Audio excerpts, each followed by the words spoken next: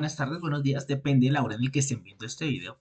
Si ingresaste es porque necesitas saber qué componentes requieres para adquirir un computador, cuáles son las características que voy a tener en cuenta antes de poder comprar mi computador, yo que me encuentro dentro del campo de la arquitectura y la ingeniería. Recordemos que nosotros desde el componente de la arquitectura y la ingeniería manejamos muchos programas, los cuales tienen un gran requerimiento para el manejo eficiente y eficaz del programa en el que se esté trabajando. Por ejemplo, desde la arquitectura a veces renderizamos o manejamos algunos programas de modelado 3D que nos requieren sí o sí que tenga unas buenas características el computador. ¿Listo? Para no hacer más vueltas, vamos directamente a los componentes. Cuando estamos hablando de los componentes, manejamos unos que son los principales y es por lo general los que yo personalmente me fijo antes de comprar un computador, el que es el procesador, la memoria RAM, la tarjeta gráfica y el disco duro. El procesador se divide en lo que son los núcleos y los hilos. Los hilos se van a encargar de gestionar, asignar varios núcleos para que un programa maneje mucho más núcleos. Y pues los núcleos pues obviamente se van a encargar de darle la fuerza que se encarga de poner a funcionar el programa. ¿Listo? Manejamos lo que es la memoria RAM, la tarjeta gráfica también adicional. Algo que tenemos que tener en cuenta de la tarjeta gráfica es que la tarjeta gráfica debe ser una tarjeta dedicada, ya que la tarjeta integrada lo que estás haciendo es utilizando la memoria RAM para poder generar los gráficos. Y tenemos lo que es el disco duro. Normalmente les recomiendo un disco sólido porque va a ser mucho más efectivo al momento de que ustedes manejen los programas.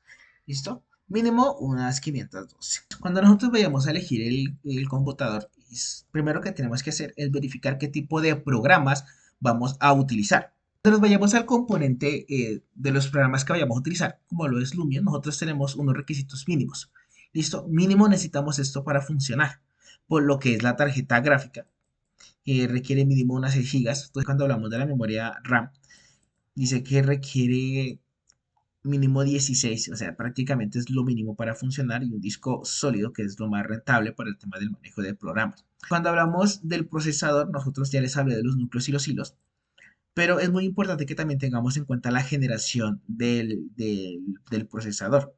Tenemos lo que es un procesador de 8 núcleos. Bueno, aquí tenemos un procesador de Core 7 de décima generación, el cual posee 8 núcleos y 16 hilos.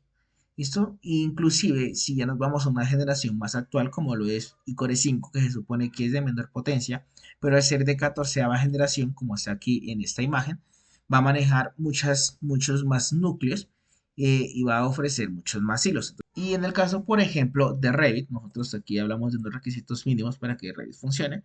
Dice que se requiere mínimo una memoria RAM de 8, pero pues para el rendimiento más adecuado sería una de 32. Obviamente, a medida que vayan pasando tiempo, van a aparecer mejores cosas, los programas se van a actualizar.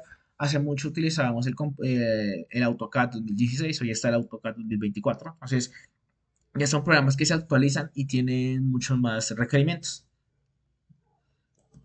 Entonces, para hacer un resumen, un corto resumen sobre los componentes que se pueden utilizar y sobre el valor de algunos computadores, nos vamos al tema del procesador. Yo les recomendaría, desde mi punto de vista personal, un mínimo un iCore 5 de 12 o de 13 generación.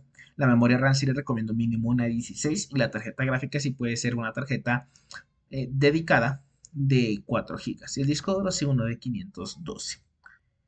Normalmente ese computador lo pueden adquirir entre los 3.500.000 a los 4.500.000, depende de la cadena. Y estoy hablando de Colombia, adquirir por ese precio aproximadamente. Obviamente, si tiene la posibilidad de comprar uno más económico, pues te lo recomiendo.